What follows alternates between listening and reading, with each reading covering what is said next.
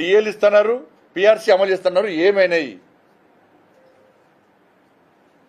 ఇవన్నీ కూడా చర్చకు వస్తున్నాయి. వాళ్ళ గ్రామీణ స్థానిక సంస్థ ఎన్నికల్లో ప్రజలు ప్రశ్నించబోతున్నారు కాంగ్రెస్ పార్టీని.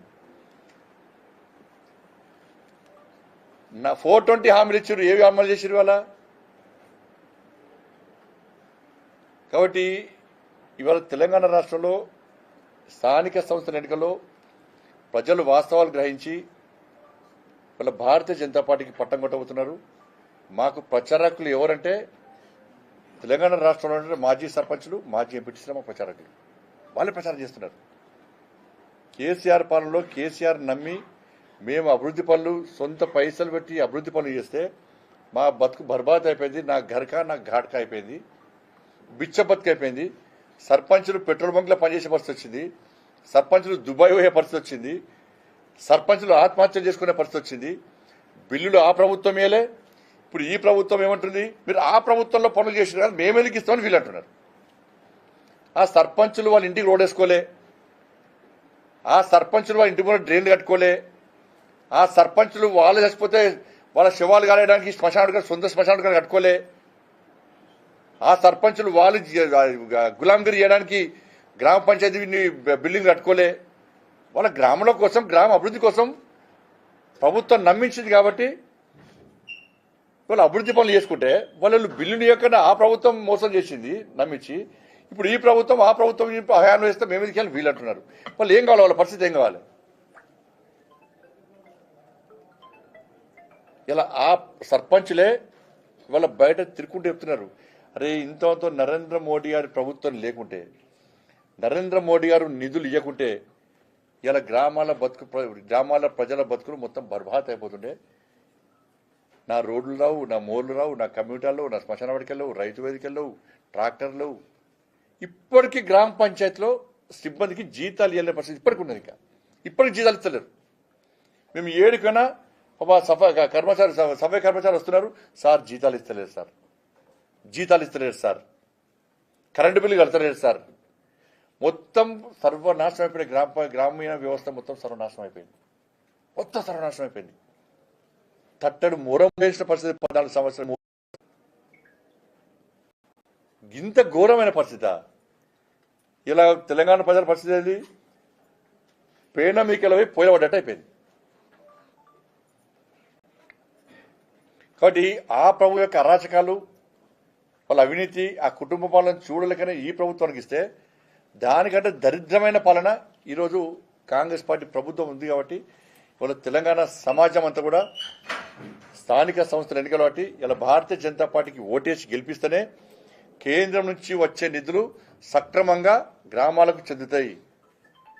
ఎలాంటి అవినీతి ఆక్రమణకు ఆస్కారం లేకుండా గ్రామాల్లో రోడ్లు కానీ ఇతర అభివృద్ధి కార్యక్రమాలు సులువుగా జరిగేటువంటి అవకాశం ఉందని చెప్పి ఇలా భావిస్తున్నారు. కాబట్టి ఆ రెండు పార్టీలకు గుణపడని చెప్పడానికి ఇవాళ గ్రామీణ ప్రజలు సిద్ధంగా ఉన్నారు. ఎక్కడ ఎన్నికలు జరిగినా కూడా గెలిచేది భారతీయ జనతా పార్టీ అనే విషయం స్పష్టం.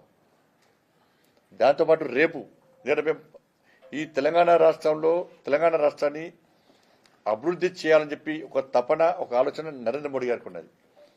మేము ఎప్పుడు కలిసినా కూడా కష్టపడి తెలంగాణ రాష్ట్రాన్ని సాధించుకున్నారు.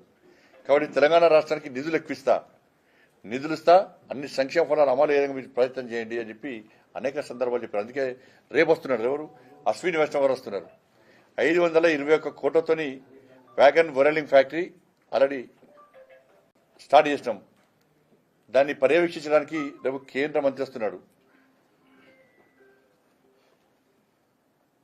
ఇది ఈ ప్రాంతంలో హన్మకొండ, కాజీపేట, వరంగల్తో పాటు భూపాలపల్లి, జనగామ ప్రాంతాలు కూడా కొత్త పరిశ్రమలు రావడానికి కూడా ఒక ఆస్కారం ఏర్పడ్డది ఈ ఫ్యాక్టరీ వల్ల. అనేక మంది నిరుద్యోగ యువతకు ఉద్యోగాలు వచ్చే అవకాశం ఉంది. ఇది 2014లోనే మోడీ ప్రభుత్వం శాంక్షన్ చేసింది. కానీ గత ప్రభుత్వము ఇవాళ భూసేకరణలో సహకరించకపోవడం వలన, మూర్ఖత్వంగా వివరించడం వలన ఈరోజు ఆలస్యం అనేది ఇప్పటికే స్టార్ట్ అవ్వాలి, ఇప్పటికే పాత పడిపోలేదు. కాబట్టి ఆ పనులను పర్యవేక్షించి 2026 మార్చిలో ఉత్పత్తిని ప్రారంభించే విధంగా ఉండాలన్న ఆలోచనతో పనులను వేగవంతం చేయాలని చెప్పి ఆలోచనతో కేంద్ర మంత్రి, రైల్వే మంత్రి అశ్విని వైష్ణవ్ గారు, మా రాష్ట్ర అధ్యక్షుడు రామచంద్రరావు గారు రేపు కాజీపేటకు రాబోతున్నారు. మేము తెలంగాణ రాష్ట్ర అభివృద్ధికి మేము కట్టుబడి ఉన్నాం, రాజకీయాలకు అతీతంగా కట్టుబడి ఉన్నాం.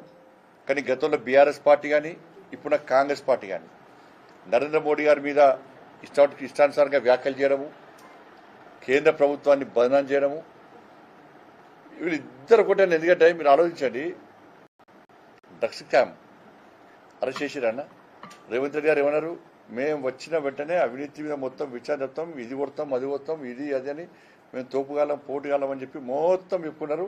ఇంతవరకు ఇప్పుడు కాళేశ్వరం స్కామ్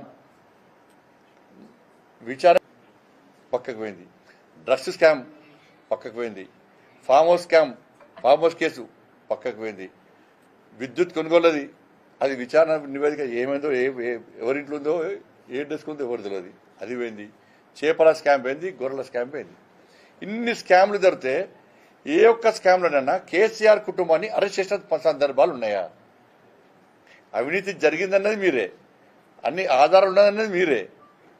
ఇలా అన్నిటికీ సిట్టు పేరుతోనో ఫోన్ ట్యాపింగ్ కూడా ఈ విచారణల పేరుతో కాలయాపన చేస్తున్నారు తప్ప కనీసం కేసీఆర్ కుటుంబాన్ని అరెస్ట్ చేసేటువంటి ధైర్యం, సాహసం కాంగ్రెస్ పార్టీ ప్రభుత్వం చేస్తలేదు. ఎందుకంటే రెండు పార్టీల యొక్క లోపాయికార ఒప్పందం. మీరు 6 గ్యారెంటీల గురించి మమ్మల్ని అడగకండి, మీ స్కామ్ల గురించి మేము అడగం. నేను కొట్టినట్టు చేస్తా, మీరు ఏడ్చినట్టు చేయండి. మన ఇద్దరం కొట్టు